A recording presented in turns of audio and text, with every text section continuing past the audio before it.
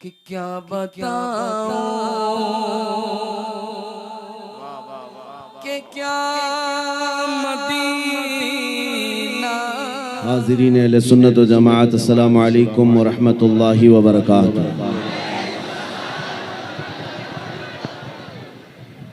अल्हम्दुलिल्लाह अल्हम्दुलिल्लाहिल हन्नानिल मन्नान अल्लज़ी खलक़ल इंसान व अल्लमहुल बयान वस्सलातु वस्सलामु अला रसूलिही सय्यिदिल इंसी वल जान व अला आलिही व अस्हाबिही ज़विल खैरि वल इहसान, अम्मा बअद।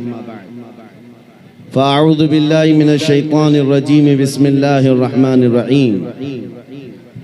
अन्नबिय्यु औला बिल मुअमिनीन मिन अनफुसिहिम, सदक़ल्लाहु मौलाना अज़ीम।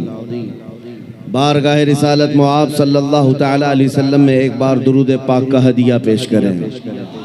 अल्लाहुम्मा सल्लि अला सय्यिदिना व मौलाना मुहम्मदिन मअदनिल जुदी वल करम व आलिहि व अस्हाबिहिल किराम व इब्निहिल करीम व बारिक व सल्लिम सलातन दाइमतन सरमदन अबदा। ये मेरी बड़ी सआदत और खुशनसीबी की बात है कि पटना में उतरने के बाद रबीउल अव्वल का चांद नजर आया है। आज मेरी शुरुआत रबीउल अव्वल की आपके इस शहर से हो रही है। पहले तो हम सिर्फ पटना की सियासत ही जानते थे, सियासी हलचल यहाँ की, अखबारों की गर्मी नजर आती थी, लेकिन आज उतरने के बाद इश्क़ रसूल की गर्मी भी देखने को मिल रही है। यकीनन छोटी जगह ज़रूर है। नाज़िम इजलास कफील अंबर साहब से आप सुन रहे थे, यहाँ पर बैठे रह जाना, जमे रह जाना, ये भी अपने आप में इश्क का एक कमाल है। अभी बैठे बैठे दो चीज़ें आप महसूस कर रहे होंगे। मुझसे पहले एक नात मद्दाह रसूल शाकिर साहब पढ़ रहे थे और निजामत कफील अंबर साहब कर रहे थे। दोनों में एक कॉमन चीज दिख रही थी, पीछे से सुनने वाला दोनों को भी नहीं पहचान सकता कि इतनी उम्र वाला इतनी सुरीली आवाज में नात पढ़ता हो और इतना दुबला पतला आदमी इतना गरज कर नारे लगाता हो। दोनों भी समझ से बाहर थी। इस उम्र का आदमी इतनी मीठी आवाज में नात पढ़ रहा है और दूर से सुनने वाला कफील साहब के नारे को यह समझता होगा कि बहुत बड़ा हट्टा कट्टा आदमी होगा। लेकिन मेरे अजीजों, ये बात मैं इसलिए अर्ज कर रहा हूँ कि बचपन से हम सुनते आए हैं, मोहम्मद के गुलामों में बुढ़ापा आ नहीं सकता। रसूल करीम सल्लल्लाहु ताला अलैहि वसल्लम की गुलामी में जो बाल सफ़ेद हो जाएं तब भी बूढ़ा नहीं है, जिस्म अगर गल जाए तब भी कमज़ोर नहीं है। बाकी अगर हुजूर से दूर होकर हट्टा कट्टा पहलवान भी हो तो हमारी ठोकरों में है, और हुजूर से वफा करता है, व्हील चेयर पर बैठा है, तब भी वो हमारा इमाम है, वो हमारा इमाम है। दुनिया जानती है ताकत और कुव्वत इस कुर्सी का नाम नहीं है, ताकत और कुव्वत इश्क़ मुस्तफ़ा का नाम। अज़ीज़ान गिरामे वक़ार, असल जिंदगी क्या है इसको आज महसूस करने की जरूरत है।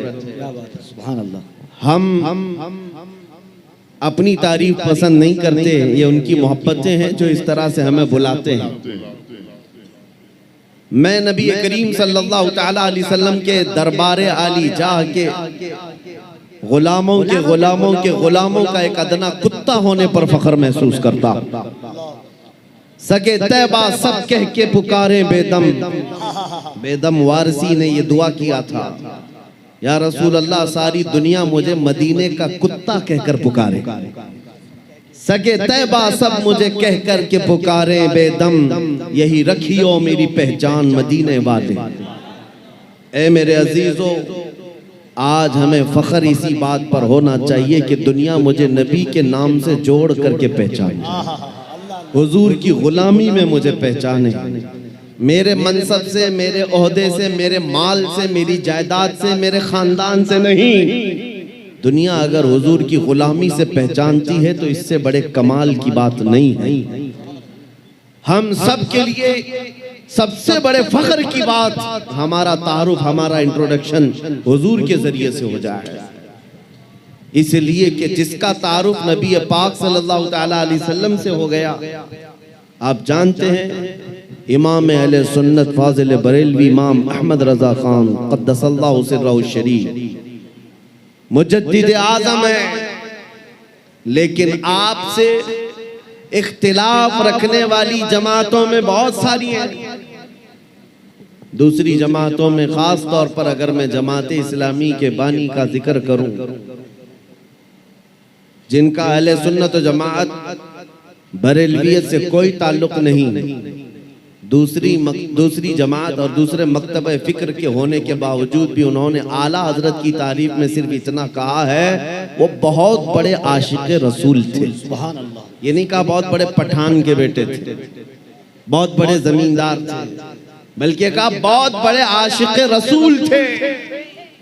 दुनिया अगर हुजूर के नाम से पहचानती है तब कोई तुम्हें फना नहीं कर सकेगा, नाम तुम्हारा हमेशा रह जाएगा। बेनिशानों का निशान मिटता नहीं, मिटते मिटते नाम हो ही जाएगा।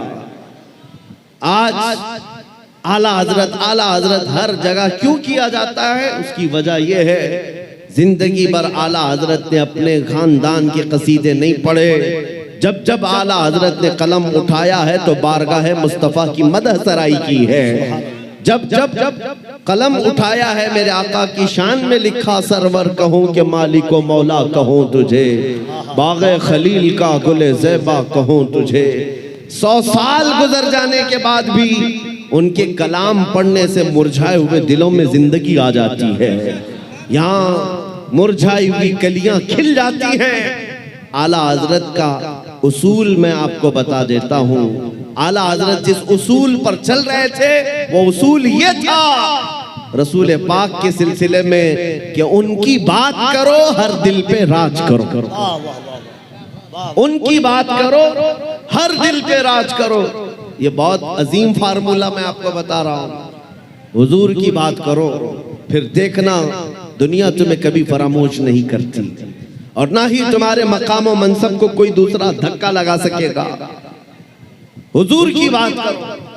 आज हमारे दरमियान इख्तिलाफात ने जो जन्म लिया है उसकी एक असल वजह यह भी नजर आती है कि हम असल को छोड़कर फरा में लग गए। हम जगह जगह छोटी छोटी जमातें बनाकर, छोटे छोटे हलके बनाकर उसके प्रचार में लग गए, जबकि हमें चाहिए कि हमारी सारी एनर्जी बादशाह आजम की तारीफ में खर्च हो, हुजूर अकरम सल्लल्लाहु तआला अलैहि वसल्लम के लिए वक्फ हो जाओ। इसलिए कि आला हज़रत इमाम अहले सुन्नत को हमने देखा, पूरी जिंदगी देखो। आपसे किसी ने पूछा अगर आपका तारुफ क्या है, आपका इंट्रोडक्शन क्या है, उन्होंने अपने बाप दादा परदादा के नामों को गिनाते हुए नहीं कहा मैं फलां फलां फलां फलां का बेटा हूँ, बल्कि अपने तारुफ में कहा है उस गली का गधा हूँ मैं जिसमें मांगते ताजदार फिरते हैं, वो सुए लालाजार फिरते हैं, तेरे दिन ए बहार फिरते हैं, ए रजा जाने आना दिल तेरे नगमों पे निसार, बुलबुले बाग़े मदीना तेरा कहना क्या है। उन्होंने दुनिया को अगर तारुफ कराया है तो नबी के वास्ते से कराया है। आपको बताता हूँ उनका मकाम ये था इश्क रसूल में फना होने का। मेरे मुर्शिद गिरामी हुजूर ताजुश शरिया रहमतुल्लाह तआला अलैह एक शेर की तशरीह करते हुए फरमाते हैं, आला हज़रत ने एक हम्द लिखी है, वही रब है जिसने तुझको हमतन करम बनाया, हमें भीख मांगने को तेरा आस्था बताया। इस हम्द के आखिर में आला हज़रत ने एक शेर लिखा है, अरे ऐ खुदा के बंदो कोई मेरे दिल को ढूंढो, अभी पास था यही तो अभी क्या हुआ खुदाया। दिल किसको कहते हैं मैं आपको बता रहा हूं। जिंदगी हम सब के पास है, हम किसके लिए जी रहे हैं, हम क्या करने के लिए जी रहे हैं, या आज हमें महसूस करना है। आला हजरत किसके लिए जीते थे, उनका दिल रहता कहां था। बरेली की किस गली में उनका दिल रहता था? सुनो, आला हज़रत कहते हैं, अरे खुदा के बंदो कोई मेरे दिल को ढूंढो, अभी पास था यहीं तो अभी क्या हुआ खुदाया? इसका मतलब क्या है? फरमाया हर जमाने में औलिया इकराम में एक वली होता है जिसको कुतुबुल इरशाद कहते हैं। कुतुबुल इरशाद का मतलब ये होता है वो अपने जमाने के औलिया में इतना तसर्रुफ और इतना इख्तियार रखता है कि वो अपने जमाने के औलिया को जिन कामों पर मामूर करे उसका हुक्म बजा लाना सारे लोगों पर जरूरी होता है। वो कोई भी ऑर्डर दे, कुतुबुल इरशाद। तो एक मर्तबा आला हजरत ने अपने जमाने के जितने रिजाल थे, औलिया थे, उनसे ये कहा, अरे आए खुदा के बंदो कोई मेरे दिल को ढूंढो, मेरा दिल ढूंढ करके लाओ। ये काम पर लगा दिया, दिल ढूंढ करके लाओ। अभी पास था यही तो अभी क्या हुआ खुदाया?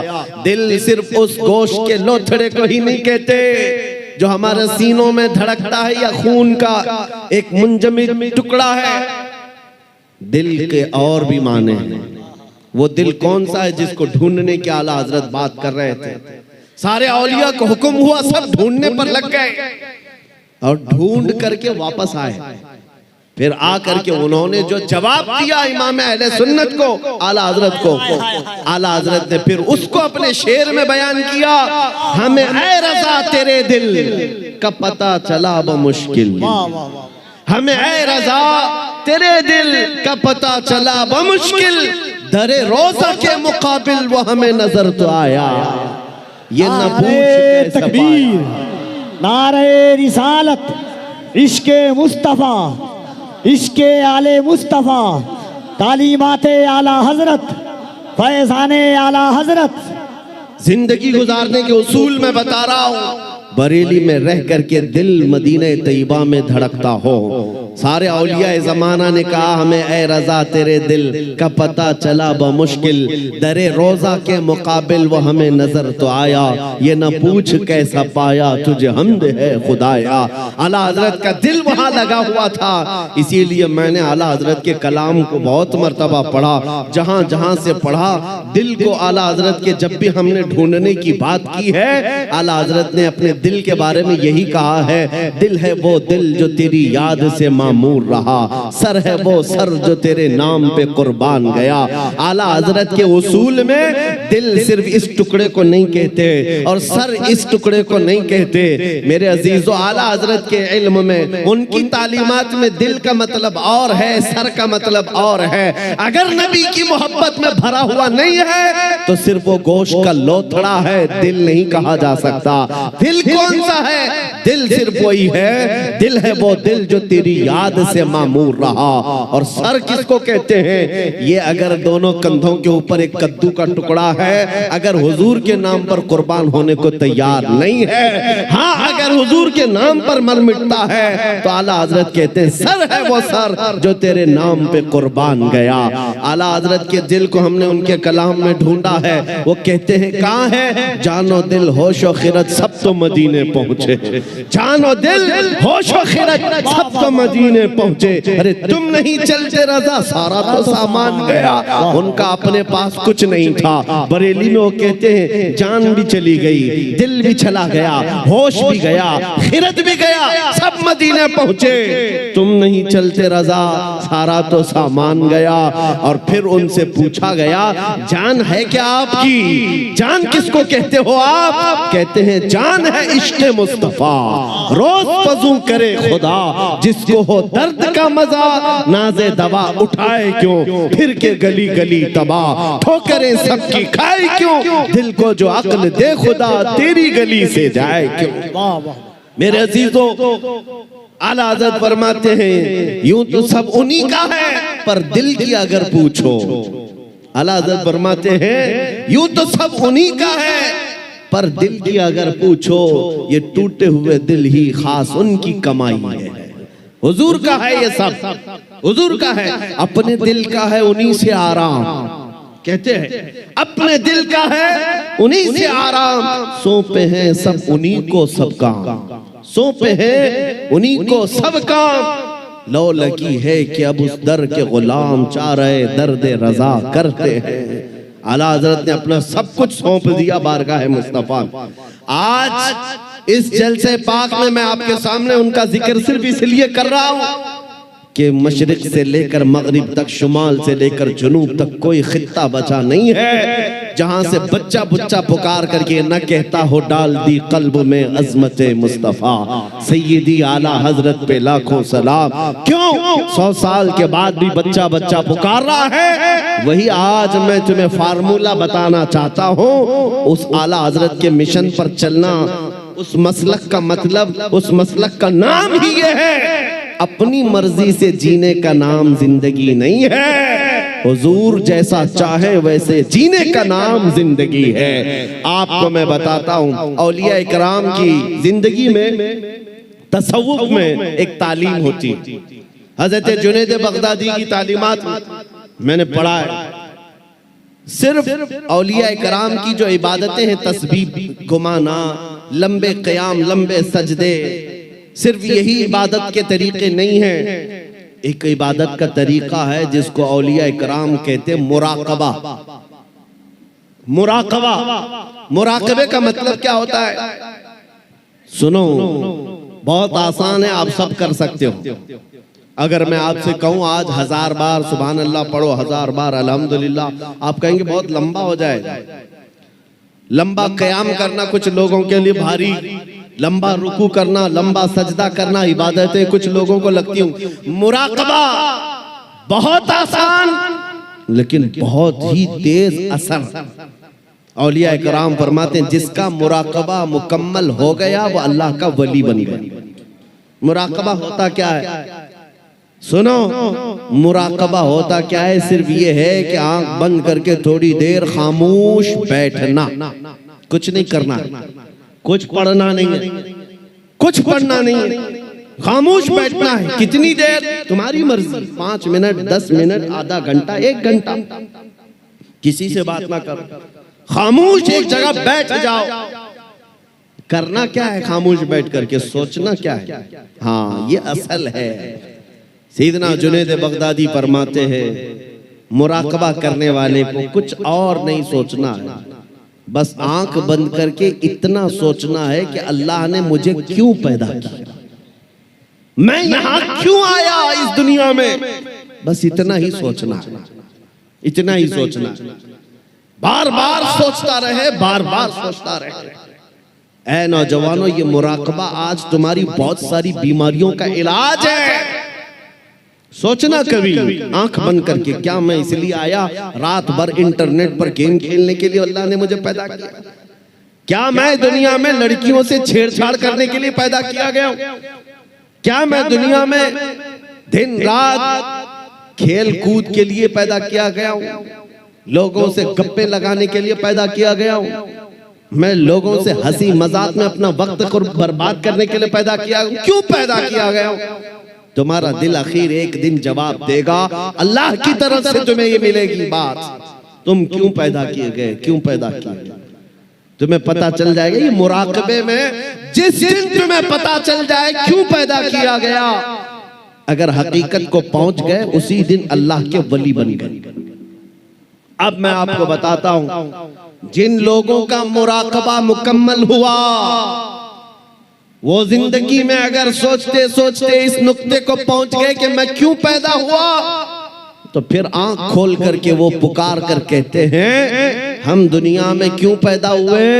नतीजा निकला, दहन में जुबान तुम्हारे लिए, बदन में है जान तुम्हारे लिए। या रसूल अल्लाह, हम आए यहाँ तुम्हारे लिए, उठे भी वहां, हम अपने लिए नहीं आए, आका आपके लिए आए। मुराकबे में जो इस नुक्ते को पहुंच गया, बरेली का इमाम पुकार कर कहने लगा मुझे अल्लाह ने खेल कूद के लिए नहीं बनाया, मुझे अल्लाह ने सिर्फ बाजारों की जीनत के लिए नहीं बनाया, मुझे अल्लाह ने जिंदगी अपनी मर्जी से गुजारने के लिए नहीं बनाया। और उस आला हजरत के अजीम पोते ताजुश शरिया ने भी पुकार कर कहा, जब उनका मुराकबा मुकम्मल हुआ, जब वो सोचते रहे मैं क्यों पैदा हुआ, मैं क्यों दुनिया में आया, तब फिर ताजुश शरिया ने भी जवाब दिया, दिया। हम इसलिए पैदा किए गए हैं, जिंदगी ये नहीं किसी की किसी के लिए, जिंदगी है नबी की नबी के लिए। ना समझ मरते हैं जिंदगी के लिए, जीना मरना है सब कुछ नबी के लिए। नारे तकबीर, नारे रिसालत, जश्न ईद मिलादुन नबी, आमदे माहे रबीउन नूर। जिंदगी हुजूर पाक सल्लल्लाहु अलैहि वसल्लम के लिए अमानत बन करके अमानत बना कर दी गई है। तुम क्या समझते हो ए नौजवानों, आपको ये लगता है जवानी की आज ताकत और कुव्वत है, मुझे अपने मर्जी से फैशन करने दो, अपने मर्जी से मॉडर्न जिंदगी गुजारने दो, और दुनिया के पीछे तुम चल पड़े, उस दुनिया के पीछे जो हर दिन अपना शोहर बदलती है। आला हज़रत फरमाते शहद दिखाए जहर पिलाए, कातिल डाइन शोहर कुछ, इस मुर्दार पे क्या ललचाना, दुनिया देखी भाली है। तुम्हें मालूम है यहाँ कितने हीरो आए उसके बाद जीरो हो गए। यहाँ जवानी में अपने मेकअप से चमकने वाले बुढ़ापे में ढीले पड़ गए। यहाँ लोग रोजाना बदलते रहे, किसी भी फील्ड में देख लो। कुछ लोगों को लगता है पर्दे सीमी पर बॉलीवुड और हॉलीवुड पर थिरकने वाले मुजरे करने वाले स्टार हैं, ये बड़े बड़े हीरो हैं और उनके पीछे कौम भागती है। मियाँ ये सिर्फ और सिर्फ ढलती छाँव है, थोड़े दिनों के बाद इनके चेहरे का गाजा उड़ गया तो यही कौम दूसरा हीरो ढूंढती है, दूसरा इन्हें चाहिए। और नेता नगरी में भी देखा गया 40-40 साल बेचारे पार्टियों की खिदमत में लगे रहे, बुढ़ापे में फिर आने के बाद पार्टी ने कोने में बिठा दिया। अब तुम्हारा काम खत्म हो गया, तुम्हारा काम खत्म हो गया, अब नौजवान दूसरे आएंगे।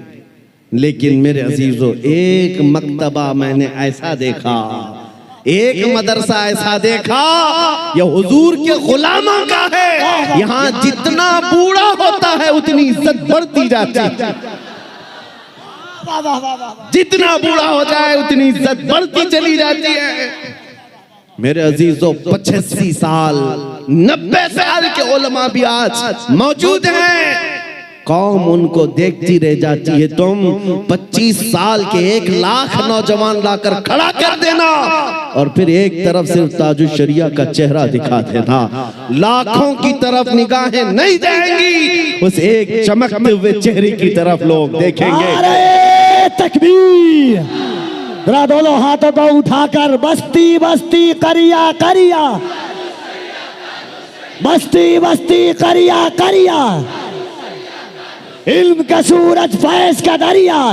अजीजा निगराम वक़ार, मैं ये बातें इसलिए अर्ज कर रहा हूँ कि इन बुजुर्गों ने जो खूबसूरती हासिल की है वो पाउडर लाली के मेकअप से नहीं, मेरे मुस्तफ़ा के कदमों से हासिल की है, नबी पाक की वाबस्तगी से मिली है। लोगों को आज ये लगता होगा, मैं आपको बताऊं, तहदीस नेमत के लिए कह रहा हूं, मैं अपनी बड़ाई अपनी फजीलत की बात नहीं कर रहा हूं। किसी को अगर ये लगता हो कि सोशल मीडिया की वजह से इनको बहुत ज्यादा लोग चाहने लग गए, सोशल मीडिया यूट्यूब इंस्टाग्राम सब इन्होंने फैला रखा है, इसलिए भीड़ जमा हो गई, हजारों लोग सोशल मीडिया पर हरकतें कर रहे हैं, बहुत वहां मैदान में मौजूद हैं, मगर मेरे अजीजों ये मेरे फन का कमाल नहीं है। आज जहां जाएं परवानों का हुजूम जो मेरे सामने नजर आता है, बात सिर्फ इतनी है, जब तक के मदीने से इशारे नहीं होते,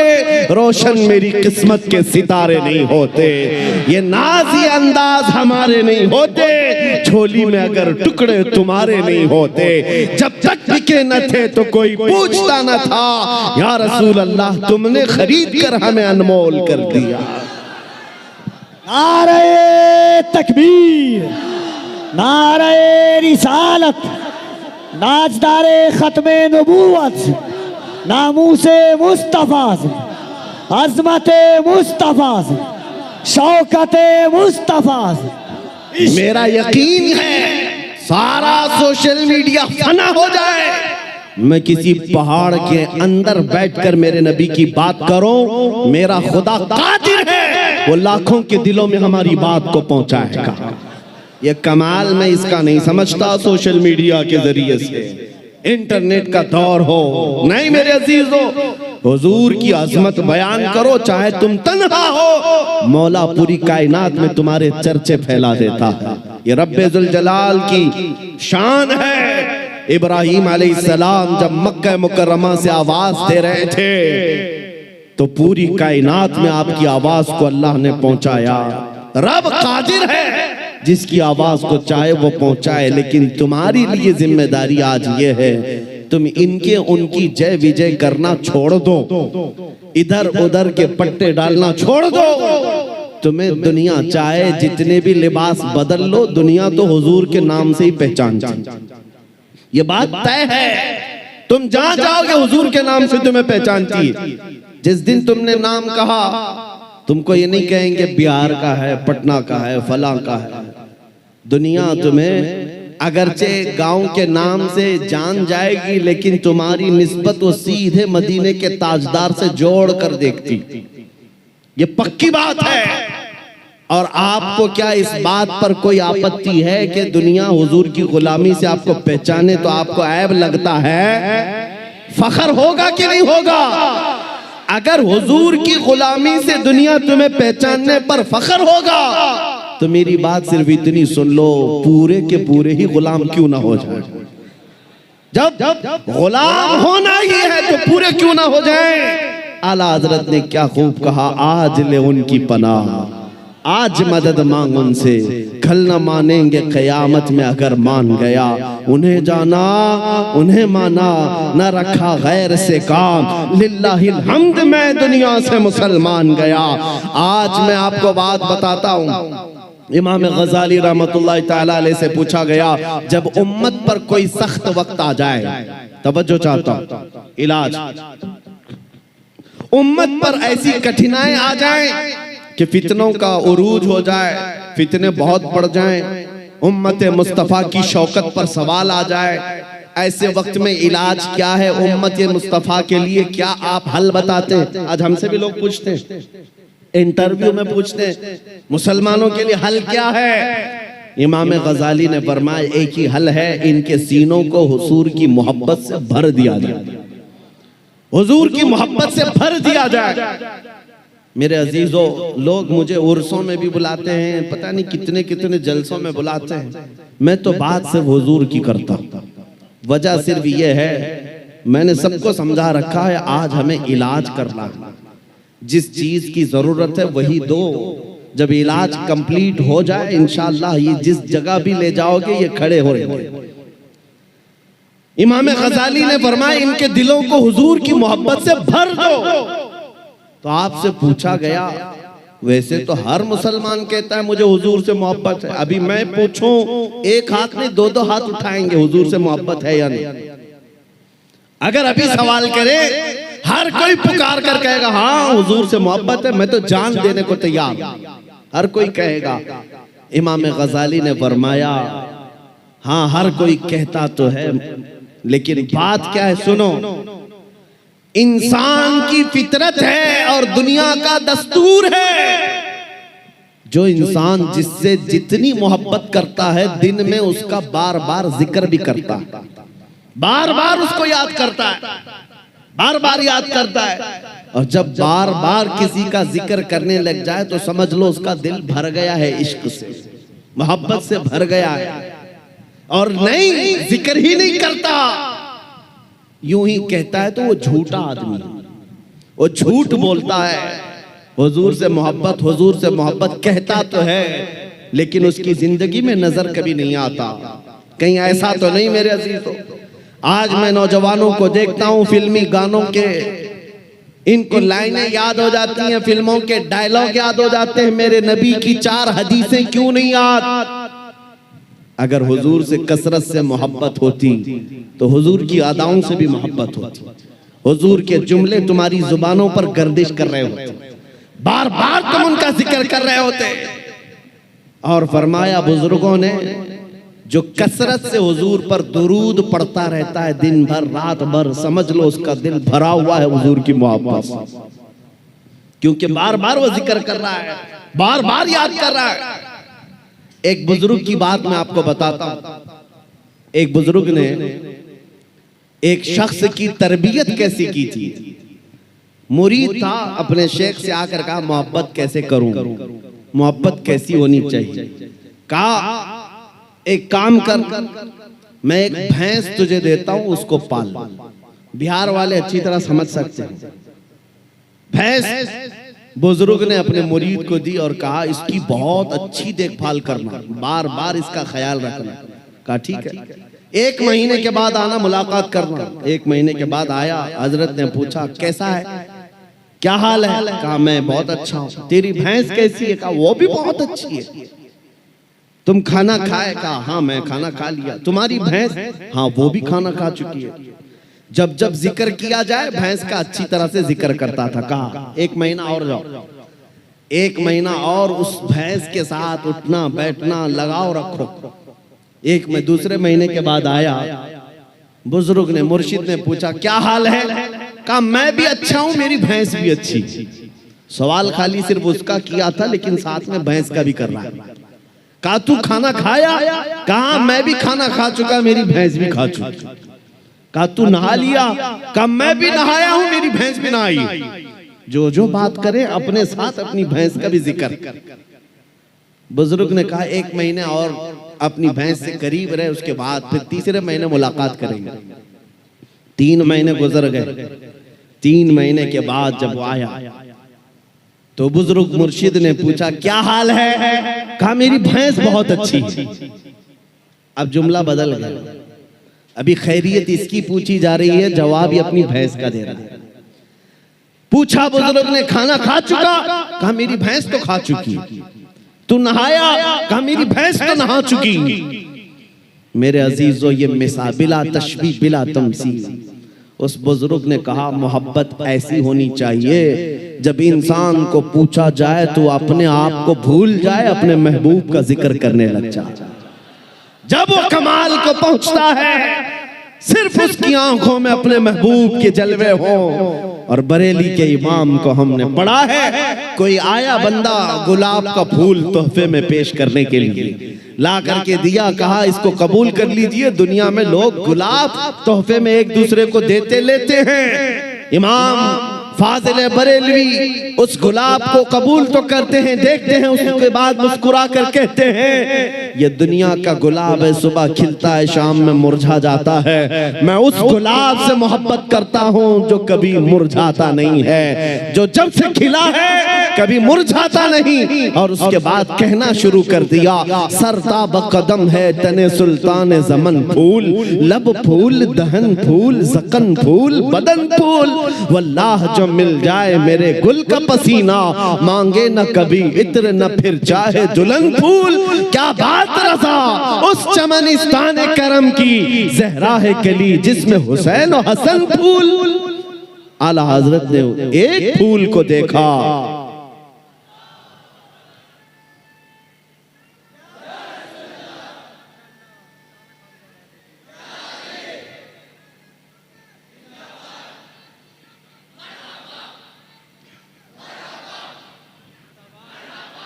हुजूर पाक सल्लल्लाहु ताला अलैहि वसल्लम का जिक्र आया। आला हजरत ने सारे फूल फूल फूल पर एक नात ही लिख दी। यह इश्क का दर्जा होता है, जिक्र अपने महबूब का ज्यादा करे, अपना नहीं। यहाँ लोग तुर्रम खां बने हुए अपने ही बड़ाइयां करने लग गए। आला हजरत ने अपनी तो छोड़ो, किसी दुनियादार की तारीफ करने पर भी रजामंद नहीं हुए। जब किसी ने कहा भी किसी का कसीदा लिख दो तो आपने यही जवाब में कहा करो मद है अहले दुवल रजा, पड़े इस बला में मेरी बला, मैं गदा हूं अपने करीम का, मेरा दीन पा रहे ना नहीं, मेरा दीन रोटी का टुकड़ा नहीं है, मैं तो गदा हूं अपने करीम का। आज उस मोहब्बत की जरूरत है, आज उस कमाल के इश्क की जरूरत है। मैं आपसे पूछता हूं मेरे अजीजों, आप हुजूर पाक सल्लल्लाहु ताला अलैहि वसल्लम से बेहद मोहब्बत करते हैं, मुझे पता है, दिल से मोहब्बत करते हैं, लेकिन जिंदगियों में उसका इम्प्लीमेंट, उसका निफास क्यों नहीं कर पाते? जिस दिन हम कौल और फेल में एक हो जाएं, जो कह रहे हैं वही करने भी लग जाए तो समझ लो फिर आपने इश्क का कमाल पा लिया। फिर दुनिया तुम्हारी इन हस्तियों से खौफ खाने लग जाएगी जैसे कैसर और किसरा बादिया नशीन अरब से खौफ खाती थी। जब मदीने के सहरा से निकल करके बगैर चप्पल के पैबंद लगे कपड़े पहनकर सहाबा निकले थे, ईरान भी कांपने लग गया था, रोम भी कांपने लग गया था। उस वक्त की सुपर पावर ताकतों को अगर किसी ने धूल चटाया है, मेरे नबी के गुलामों ने धूल चटाया है। हुजूर के आशिकों ने उन्हें घुटने पर लाकर मजबूर कर रखा था। आपको पता है उनके नजदीक इज्जत क्या थी? आपको बताता हूँ, सैयदना उमर इब्ने खत्ताब रदियल्लाहु ताला अन्हु का दौरे खिलाफत है। मदीने से एक फौज निकली, किसरा को खत्म करके आती है। ईरान की हुकूमत जो किसरा कहलाती थी उस जमाने में खत्म कर दी गई। इस्लाम का परचम लहराया। वो दौर ऐसा था, सुपर पावर था उस वक्त ईरान, सुपर पावर ताकत थी। हजारों नहीं लाखों की फौज उनके पास थी। जब टुकड़े टुकड़े हो गए, सहाबा की हुकूमत आई, माले गनीमत हाथ आया तो बहुत सारा माल वहां से मदीने लाया गया, उसमें कीमती सामान भी थे। उस वक्त मदीने तैयबा ईरान के बादशाह के दरबार में बिछाया जाने वाला सबसे महंगा कालीन भी मदीना आया, लाया गया। सहाबा ने उमर इब्ने खत्ताब अमीरुल मोमिनीन रदियल्लाहु ताला अन्हु के पास वो कालीन पेश किया। कहा ये कालीन वो है, बादशाह जब किसी से बहुत खुश होता तो थोड़ी देर इस कालीन पर उसको बिठा देता और वो जिंदगी भर बैठने वाला फख्र करता, मैं बादशाह के महंगे कालीन पर बैठ कर आया हूँ, मैं बादशाह के महंगे कालीन पर बैठ कर आया हूँ। इस कालीन की अजमत है, लोग इसकी बड़ी तारीफ करते हैं, बड़ी बुलंद कालीन है। हम मदीने ले आए हैं। उमर इब्ने खत्ताब के पास दिया गया, कहा गया कि आप इसको सही जगह इस्तेमाल करें। मेरे अजीजों, सैयदना अमीरुल मोमिनीन उमर इब्ने खत्ताब ने उस कालीन को कबूल तो किया, ले जाकर के हुजूर के मिंबर पर या मेहराब पर या मस्जिद की सफों में नहीं लगाया, बल्कि कहा मस्जिद नबवी में दाखिल होने से पहले जो दरवाजा है उस दरवाजे के बाहर इस कालीन को फेंक दो। जो मस्जिद के अंदर आए वो अपने पैरों को पोंछ करके आए, पैरों को पोंछ कर अंदर आए, इसलिए कि किसरा बादशाह जिस पर बैठकर फख्र करता था, दुनिया को ये पता चल जाए वो मोहम्मद अरबी के गुलामों के धूल के बराबर होते।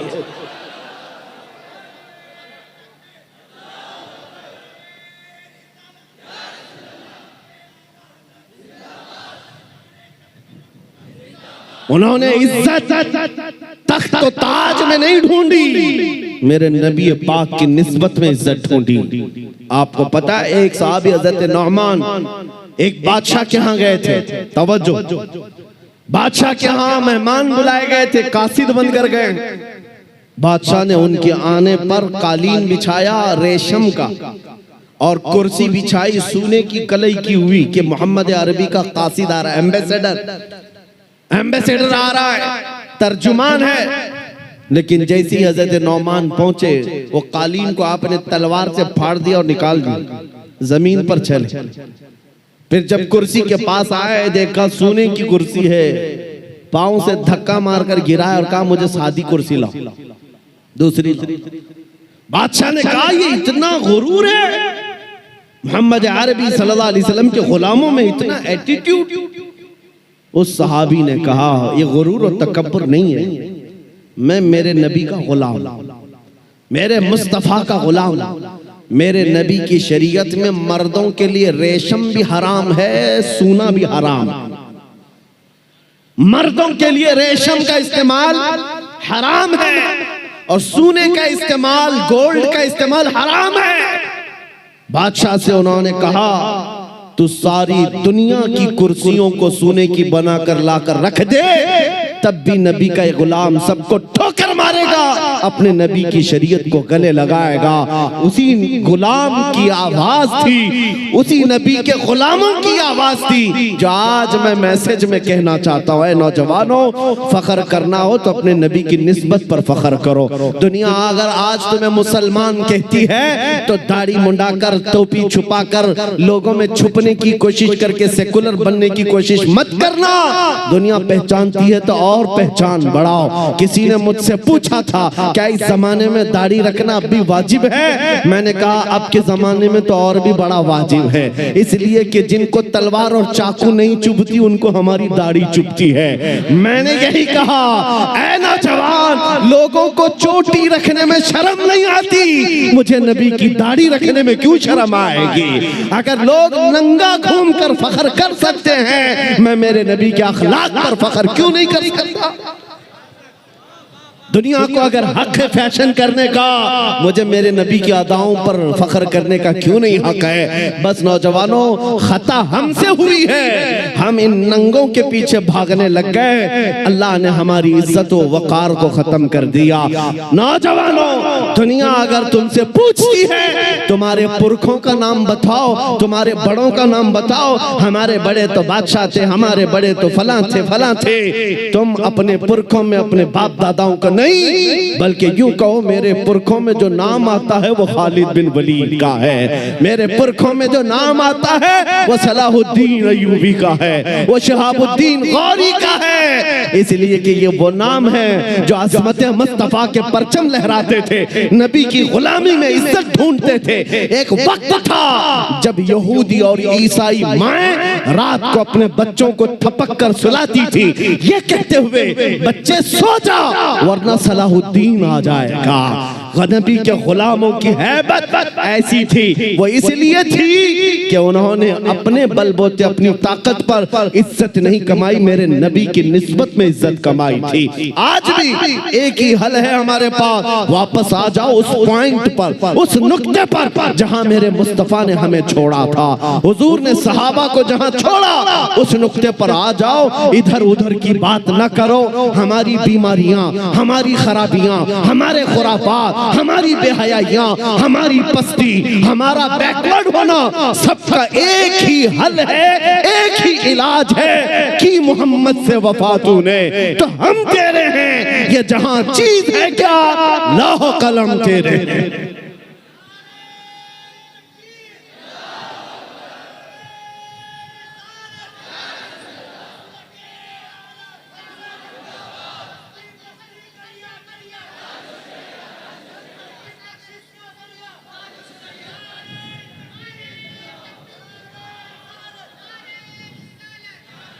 अब ये यकीन भी होने लग गया, अल्लाह की जात से मैं कभी नाउम्मीद नहीं, और किसी मुसलमान को होना भी नहीं, नाउम्मीद ही नहीं।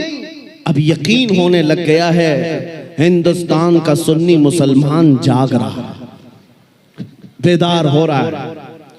और इसी को कहा है इकबाल ने, निकल करके सहरा से जिसने उलट दिया था तख्ते रोमा को, सुना है कुदसियों से मैंने कि वो शेर फिर होशियार होगा। दुनिया आज खौफजदा इसी बात से है कि तुम उठ रहे हो, तुम बेदार हो जाना पूरे तौर पर, डरो मत। तुम्हारा नाम किसी मुजरिम कौम से जुड़ा हुआ नहीं है। भौंकने दो कुत्तों को, जितनी मर्तबा कहें आतंकवादी, जितनी मर्तबा कहें दहशतगर्द, जितनी मर्तबा टेररिस्ट, जो बोलना है बोलो। हम तुम्हारे बाप की जमीन पर नहीं जीते और ना ही तुम्हारी सर्टिफिकेट की जरूरत है। हम अल्लाह के बंदे हैं, रसूल के उम्मती हैं।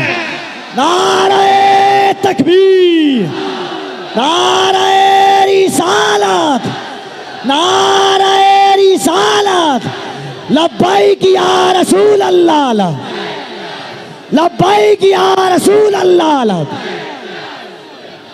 और आपको खौफजदा होने की जरूरत नहीं। जितने पाखंडी गुफे में बैठ करके प्लान बनाकर सोशल मीडिया में छोटे छोटे वीडियो वायरल करते हैं और दहशत फैलाते हैं, कभी किसी मुसलमान की मॉब लिंचिंग करके, कभी किसी के कत्ल की वीडियो वायरल करके, और कभी किसी गुफे में बैठ करके ये कहना इस्लाम का विनाश कर देंगे, इस्लाम को खत्म कर देंगे। मैं चैलेंज करता हूं, तुम अकेले नहीं, तुम्हारे जितने नाजायज बाप है सबको शामिल कर लो, जितने जितनी नाजायज औलाद हैं सबको मैदान में ले आ जाओ, जितने कीड़े मकोड़े हैं सब आ जाएं। इस्लाम को चंगेज ने कुछ नहीं कर सका, हलाकू से कुछ नहीं हो सका। जिन्होंने हमारी खोपड़ियों से मीनार बना दिया था, जिन्होंने मुसलमानों के खून से दरियाए दजला को लाल कर दिया था, उस दौर में इस्लाम खत्म नहीं हो सका।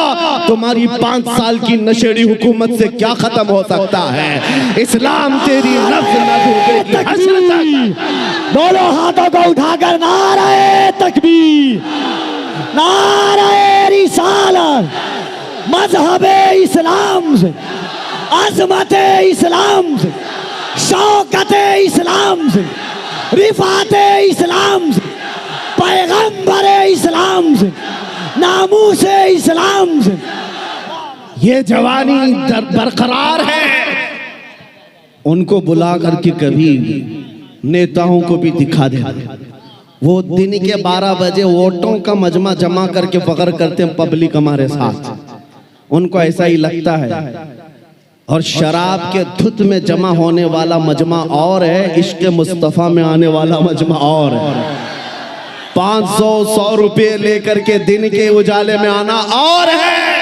तुम्हारा मजमा दिन के 12 में होता होगा, हमारा मजमा रात के 12 के बाद गर्म होता है। या आओ देखो, ये रात नहीं लगती इन दीवानों के यहाँ, ना रात है, बल्कि मैं तो कहता हूँ हम सुन्नियों के यहाँ कोई संडे भी नहीं आता है। जो रात मेरे नबी के नाम है वो रात हमारी ईद की रात है, वो रात हमारी ईद की रात है। जब तक ये फख्र बाकी रहेगा, मेरा यकीन है, अगर इनको लगता है हम बहुत गरज करके बोल रहे हैं, अपने मजमे में बोल रहे हैं, कल को अगर इन्हें चाहिए तो हथकड़ियां लगा लें, फांसी के फंदे पर चढ़ा लें, और मुझ जैसे एक आदमी के मर जाने या कत्ल हो जाने का नाम इस्लाम का खत्म होना नहीं है, बल्कि मैं चीखते हुए जाऊंगा जिस दिन तुम मुझे फांसी पर चढ़ाओगे। इस्लाम जिंदा होता है हर करबला के बाद।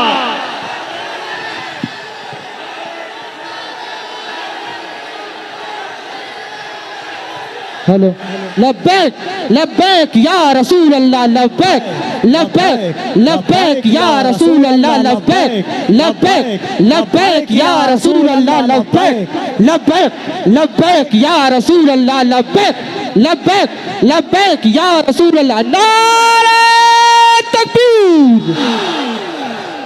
आज हुकूमत के नशे में आकर अगर कोई बार बार मेरे नबी की जात को इस्तेमाल करता है तो हमारे जज्बात बेकरार होते हैं। लोगों को ये लगता है, डिपार्टमेंट वाले बार बार ये कहते हैं, मौलाना क्यों इतना एग्रेसिव हो जाते हो, क्यों इतनी भड़काऊ बातें करते हो। मैंने बार बार ये कहा है, ऐलान कहा है, जब जब गाली देने का शौक है मेरा नाम लेकर गाली दो, मेरी माँ के नाम पर, मेरे बाप के नाम पर, मेरे खानदान के नाम पर, जितना कोसना है कोस लो, लेकिन याद रखना अगर हुजूर की तरफ उंगली उठाओगे, अगर नबी की असमत की तरफ बोलोगे, हमारे खून का आखिरी खतरा भी जिस्म में बाकी है, तुम्हारी गर्दनों पर चढ़ करके बोलेंगे, तुम्हारे सीने पर चढ़ कर बोलेंगे। और तुम ये समझते हो तख्त और ताज तुम्हारे पास है, आज फौज और ताकत तुम्हारे पास है। तुम्हारे नाजायज बाप आज से 200 साल पहले अंग्रेजों की शक्ल भी यहाँ मौजूद थी। उन्होंने एक आलिम रब्बानी किफायत अली काफी को फांसी पर चढ़ाया था, एक नहीं 30,000 उलमा को फांसी पर चढ़ाया था। तुम्हारे नाजायज बाप भी ये समझते थे हिंदुस्तान से इस्लाम खत्म हो जाएगा। अरे उनका चूरा भी यहाँ बाकी नहीं रहा, सब खत्म होकर चले गए। तुम भी अपने अंजाम का इंतजार करो, कुछ देर की खामोशी है, फिर शोर आएगा। आज कुत्तों का वक्त है, कल हमारा दौर आएगा। लब्बैक या रसूल अल्लाह, लब्बैक लब्बैक लब्बैक या रसूल अल्लाह, लब्बैक लब्बैक लब्बैक या रसूल अल्लाह, लब्बैक लब्बैक लब्बैक या रसूल अल्लाह, लब्बैक लब्बैक लब्बैक या रसूल अल्लाह, लब्बैक लब्बैक लब्बैक या रसूल अल्लाह। नारे रिसालत। लोग अगर ये पूछते हैं आपकी जज्बाती तकरीरों से होता क्या है, मैं सिर्फ इतना ही कहता हूँ, क्या होता है पता नहीं, लेकिन मेरा यकीन ये कहता है मैं जज्बात में लाऊंगा, कोई बच्चा बुज़दिली से नहीं मरेगा इंशाअल्लाह। कोई नौजवान तुम्हारी जूतियां चाट करके नहीं मरेगा, तुम्हारे हाथों में फंस भी जाएगा, नबी नबी कहकर दुनिया से जाएगा। हम अपने जज्बात को जिंदा रखते हैं इसलिए कि जज्बात नहीं है तो वो नामर्द आदमी है। अगर जज्बात हुजूर के लिए जिंदा है उसी को मैं मर्द समझता हूँ, उसी को इंसान समझता हूँ। और जो बेगैरती की बात करते हैं, अरे मसलहत का भी ख्याल करो, हिकमत का भी ख्याल करो, हालात का भी ख्याल करो। ये हालात तुम्हें मुबारक, मुझे मेरे नबी की इज्जत मुबारक। अगर इन हालात में नबी की इज्जत महफूज नहीं है तो हम आजादी से घूम कर कौन से मजे उठा सकेंगे। वो सहाबा की बात तो सुनो, जब जंगे ओहद में ये बात मशहूर हो गई, हुजूर का कत्ल हो गया, सहाबा ने तलवारें छोड़ दी, हाथों से तलवारें छूट गई। इस वजह से कितने काफिरों ने सहाबा का कत्ल कर दिया, कत्ल हो गए 70 सहाबा। क्यों? जब ये खबर फैली थी ना कि हुजूर का इंतकाल हो गया, सहाबा बेइख्तियार कहने लगे अल्लाह के नबी अगर नहीं है तो फिर जिंदगी कहते किसे? हुजूर आप नहीं हैं तो जिंदगी क्या है? इसलिए ऐ सुन्नियों, आज हमारा जज्बा यही होना चाहिए, अगर हुजूर का नाम सलामत नहीं तो फिर हमारी जिंदगी किस काम की? हम किस खाक के लिए जीते हैं? आज के बाद तकलीफों से और मुसीबतों से घबराना नहीं, तुम अपने दीन पर अमल पैरा रहो। गैर कानूनी कामों की बात मैं नहीं करता, चाकू छुरी तलवार बंदूक की भी बात नहीं करता। मैं तो बात सिर्फ इतनी कहता हूँ, हुजूर का इश्क इतना भर लो कि तुम्हारे चलने फिरने से भी कीड़े फना हो जाए। हाँ, तुम्हारे किसी हथियार की जरूरत नहीं, तुम हुजूर के आशिक बनकर गलियों से घूमो, कुत्ते यूं ही मर जाएं। हाँ, पागल होकर मर जाएं, सिर्फ तुम्हारी खुशबुओं से मर जाएं। बात इतनी है। और मैं आज आखिरी बात ये कहता हूँ, सहाबा का मसलक यही था, उन्होंने कोड़े भी खाए, तलवारें भी खाई, जख्म भी खाए। एक साहबी साद इब्न रबी जिनके 12 नेज़े लगे थे, पेट फट गया था। जंगे ओहद में फिर भी कह रहे थे जो आए हुए सहाबा, जाओ नबी को मेरा सलाम कह देना, मैंने उनकी हिफाजत का हक अदा नहीं किया। पेट फट गया, तब भी ये कहते थे हम आज नरम नरम खाने खाकर, गरम गरम बिस्तरों पर सोकर, सिर्फ यहाँ बैठकर नारे लगाकर समझते हुजूर की इज्जत की हम हिफाजत करते हैं। मेरे अजीजों, बदलना है हमें जिंदगी, बदलना है हमें जिंदगी। कब तक ये गाने सुन सुन करके निफाक दिल में पैदा करते रहोगे? बॉलीवुड और बॉलीवुड के हॉलीवुड के नगमों पर नाचते रहोगे? तुम जिंदगी बदल डालो। आज दुनिया, मैं आपको बताऊं, सादी हजरत फखरुद्दीन राजी बहुत बड़े हकीम है, कहते हैं एक मैंने हकीमी में, डॉक्टरी में एक चीज देखी है, मोहम्मद अरबी सल्लल्लाहु अलैहि वसल्लम की मोहब्बत में अगर कोई 90 साल का भी हो जाए तो उसका दिमाग पागल नहीं हो सकता, पागल कभी नहीं होता। हुजूर का आशिक पागल नहीं होता, और अगर पागल होता है तो सिर्फ उनके लिए होता है, और दीवाना होता है सिर्फ उनके लिए होता है, बाकी किसी के लिए नहीं होता। आज मैं यही चाहता हूं कि दुनिया तुम्हें पागल कहे, मजनू कहे, दाढ़ी वाला कहे, टोपी वाला कहे, छोड़ दो उनकी बातों का। कुछ भी रिएक्ट करना, तुम्हें अंदर से फख्र होना चाहिए, फख्र होना चाहिए, इसलिए कि तुम इन कुत्तों के लिए नहीं जीते। कब्र में आमिना के लाल तशरीफ लाने वाले, हश्र में मेरे आका तशरीफ लाने वाले हैं, उनके सामने मुझे खड़ा होना है। कहीं हुजूर ये ना कह दें कि दुनिया वालों के लिए तूने मेरी अखलाक को बदल लिया, उनको राजी करने के लिए तू मेरी सुन्नतें छोड़ दिया। नहीं, कब्र में जब जाएं तुम्हारा चेहरा देखें तो मेरे नबी से कदमों को चूम कर कहना, आका दुनिया 1000 ताने देती थी मगर मैं आपके लिबास को पसंद करता था, मैं आपके चेहरे को पसंद करता था, आपके कदमों में आना चाहता था। बस आज मेरा मसलक आपको बता दूं, आप सब इसी बात पर गामजन हो जाएं। मेरा मसलक का मतलब सहाबा का, औलिया का, ताबईन का, आला हजरत का यही है, हर मुसीबत हर सितम गवारा है, हर मुसीबत हर सितम गवारा है। या रसूल अल्लाह, एक बार तुम कह दो कि तू हमारा है, तू हमारा है। आज के बाद हम इसी मिशन पर जीते हैं। दुनिया के हाथ फैलाना छोड़ दो, दुनिया के लिए जीना छोड़ दो। जिंदगी ये नहीं किसी की किसी के लिए, जिंदगी है नबी की नबी के लिए। ना समझ मरते हैं जिंदगी के लिए, जीना मरना है सब कुछ नबी के लिए। और इस अकीदे के साथ आज महफिल खत्म करता हूँ। कौन देता है, देने को मुंह चाहिए, देने वाला है सच्चा, देने वाला है सच्चा, देने वाला है सच्चा।